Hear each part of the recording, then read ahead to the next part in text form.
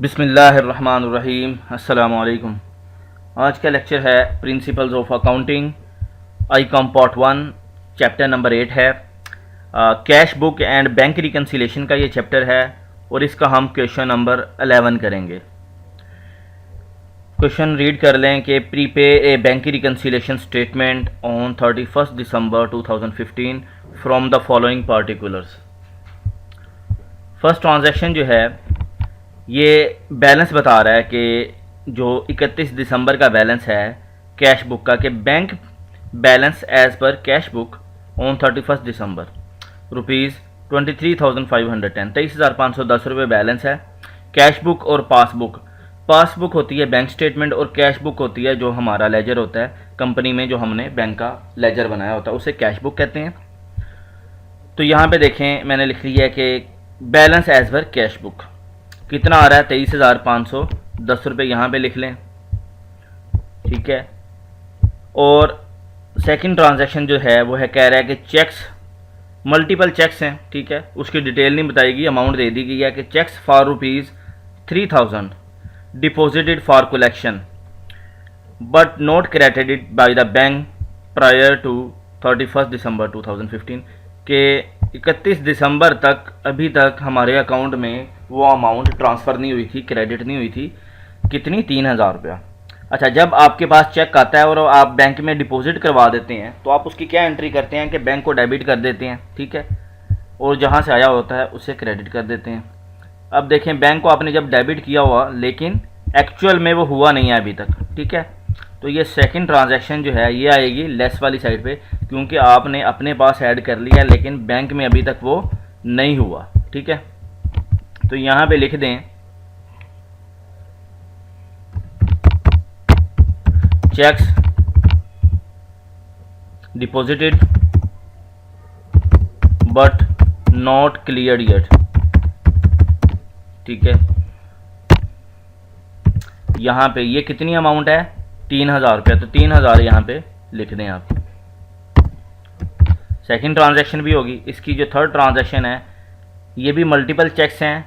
Checks कह रहा है चेक की बजाय कि चेक्स अमाउंटिंग टू रुपीज़ 4,000, ठीक है। इसका ब्रेकअप नहीं, टोटल अमाउंट उसने दे दिया कि 4,000 के cheques were issued on 28 December, 28 दिसंबर को इशू किए गए हैं, were not cashed up to 31 December 2015, कि चेक जो इशू किए थे 4,000 रुपये के 28 दिसंबर को इशू किए थे लेकिन वो 31 दिसंबर तक अभी बैंक से क्लियर नहीं हुए। मींस के बैंक में आपका जो बैलेंस है वो कम नहीं हुआ, उतना पड़ा हुआ है क्योंकि बैंक में प्रेजेंट नहीं हुए अभी तक वो, ठीक है। तो जब आप चेक इशू करते हैं तो क्या करते हैं, चेक जब इशू करते हैं तो अपना बैलेंस कम कर देते हैं, बैंक को क्रेडिट कर देते हैं, ठीक है, लेकिन एक्चुअल में वो क्रेडिट हुआ नहीं है। तो आप यहाँ पे जो है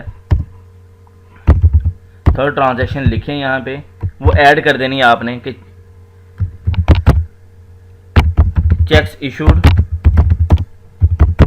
बट नॉट प्रेजेंटेड, ठीक है, अभी तक प्रेजेंट नहीं हुए। कितनी अमाउंट बताई गई है उसकी? 4,000, ठीक है। ये 4,000 रुपये आप यहाँ पे लिख देंगे ऐड करके, क्योंकि आप लेस कर चुके हैं लेकिन एक्चुअल में वो अभी तक लेस हुआ नहीं है, ठीक है। 4,000 आपने यहाँ पे ले लिया। इसके बाद चौथी ट्रांजैक्शन है इसकी कि a wrong debit of rupees 400 appeared in cash book. Cash book में रॉन्ग डेबिट किया हुआ बैंक ने गलती से, उसे क्या करना है अब कि यहाँ पे आपने शो करवा देना कि बैंक ने रॉन्ग डेबिट किया है, लेकिन आपने इसकी एंट्री नहीं करनी। इसकी डिटेल मैं आपको बताता हूँ कि बैंक ने गलत किया है तो क्या करेंगे आप, यहाँ पे सिर्फ लिखेंगे, अपने लेजर में एंटर नहीं करेंगे, बैंक को लेटर लिखेंगे कि भाई इसे ठीक करो, वापस मेरे अकाउंट में ऐड करो, ठीक है। तो ये इस तरह से होता है। आपने यहाँ पे लिख देना है रॉन्ग डेबिटेड बाय बैंक, ठीक है। कितनी अमाउंट है? 400 रुपये, 400 यहाँ पे लिख दें। इसके बाद लास्ट ट्रांजैक्शन है कि bank charges rupees 10 appeared in the passbook, यानी कि बैंक स्टेटमेंट में अपीयर हो रहे हैं but not in the cash book, लेकिन हमारी बुक में नहीं हो रहे, तो हम उसे यहाँ पे मेंशन कर देंगे जो लास्ट ट्रांजैक्शन है, ठीक है। यहाँ पे लिख दें बैंक चार्जेस कितने हैं, 10 रुपये, ये लिख दें। अब यहाँ पे देखें, इसे हम कर लेते हैं कंप्लीट कि check issued but not presented yet, ठीक है। यहाँ पे ये एंट्री नहीं होगी, विल नॉट बी एंटर्ड, ठीक है। क्यों? As already entered in cash book, ठीक है। कैश बुक में, या आप बैंक लेजर भी लिख सकते हैं इसके साथ, कि कैश बुक में ऑलरेडी आप इसे एंटर कर चुके हैं। इस वाउचर को, इसकी एंट्री नहीं करनी, जस्ट यहाँ पे आपने शो करवा देना है इसको, ठीक है। अच्छा, बैलेंस तो आपके पास बैलेंस पड़ा हुआ था, वो तो हाँ है। बाकी ट्रांजैक्शन को आपने लिखना है कि ये देखें, ये जो है check deposited but not cleared yet, ये भी आप ट्रांजैक्शन कर चुके हैं, सिर्फ यहाँ पे शो करवा रहे हैं कि अभी तक बैंक से वो क्लियर नहीं हुए चेक, ठीक है। आगे आ गया रॉन्ग डेबिटेड, ये भी आप एंटर नहीं करेंगे। यहाँ पे मैं लिख रहा हूँ, इसकी एंट्री नहीं करनी, यहाँ पे सिर्फ शो करवाना है, will not be entered in cash book, ठीक है। यहाँ पे लिखें, just write a letter to bank for correction the wrong entry. Bank को आप लेटर लिखेंगे, किस लिए? कि ये जो बैंक ने गलत एंट्री की है, आपका अकाउंट जो है डेबिट कर दिया, कम कर दिया है, ठीक है, कि उसे ठीक करे और आपके अकाउंट में वापस जो है ये 400 ऐड कर दे। आपने अपने पास इसकी एंट्री नहीं करनी, नोट कर लेना। अपनी रिकन्सिलेशन जब बनाते हैं तो इन गलतियों का पता चलता है, ठीक है। अब आप बैंक को लेटर लिखेंगे। अच्छा, क्वेश्चन के मुताबिक नहीं लिखना, मैं फिर बता रहा हूँ, ये क्वेश्चन सिर्फ बैंक रिकन्सिलेशन का है कि ये वाली स्टेटमेंट आपने बनानी है। ये वाली चीज़ें जो हैं, क्योंकि पता नहीं होता स्टूडेंट्स को, बल्कि जो अकाउंटेंट होते हैं उनको भी कम पता होता है, जो अभी इतना एक्सपीरियंस नहीं है जिनका, कि इनकी ट्रीटमेंट इनका कैसे करना है बाद में रिकन्सिलेशन बनाने के बाद। जो ऑलरेडी एंटर कर चुके हैं उनकी एंट्री नहीं करनी होती, ठीक है। और जो एंट्री, ये देखें, अब ये भी एंट्री जो है बैंक ने गलत डेबिट किया, तो आपने अपने अकाउंट में नहीं लेना है इसे, आपने जस्ट बैंक को लेटर लिखना है और इसकी करेक्शन करवानी है, ठीक है।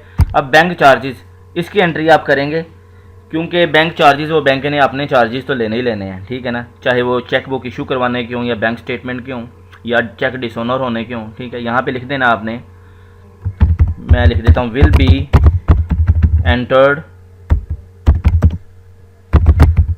थ्रू वॉचर, ठीक है, इन कैश बुक में। और होगा क्या इसमें, एंट्री जो आप करेंगे, ठीक है, वो देख लें कि बैंक चार्जेस, इसे आप डेबिट करेंगे, ठीक है, टू बैंक को क्रेडिट कर देंगे। बैंक को क्रेडिट कैसे करेंगे कि बैंक आपका कम हो रहा है, इस चीज़ को आपने समझना है कि बैंक आपका यहाँ पे कम हो रहा है, ठीक है। तो बैंक को आपने इसकी एंट्री कर देनी है। देखें, ये तीन जो हैं ट्रांजैक्शन, इसमें इनकी एंट्री नहीं होनी, ऑलरेडी आप एंटर इसकी कर चुके हैं, ये नहीं करना, जस्ट यहाँ पे शो करना था। ये जो एंट्री कर चुकी हैं, नहीं करनी, जस्ट यहाँ पे शो करनी है। ये वाली एंट्री बैंक ने गलत की है, आपकी बनती ही नहीं है, तो आप करेंगे भी नहीं, जस्ट बैंक को लेटर लिख के ये एंट्री ठीक करवाएंगे। और ये वाली एंट्री, बैंक चार्जेस आपको पढ़ने थे, ये पढ़े हैं, तो इसकी आप एंट्री कर लेंगे, ठीक हो गया। लेकिन ये क्वेश्चन का हिस्सा नहीं है, लेकिन समझने के लिए ये बहुत ज़रूरी है, बैंक रिकन्सिलेशन का आपको पता हो, इसलिए मैं हर क्वेश्चन को तफसील से बता रहा हूँ कि आप समझ सकें। फिर भी अगर कहीं पे कोई कन्फ्यूजन हो तो मुझे ज़रूर कमेंट करें। यहाँ पे इस अमाउंट को बाहर ले आएँ, ठीक है। और ऐड वाली ओपनिंग, जो ये बैलेंस था आपका, फर्स्ट बैलेंस जो था 23,510 31 दिसंबर का, इसको और प्लस जो ऐड हो रहा है इसमें, इसको ऐड कर लें दोनों को।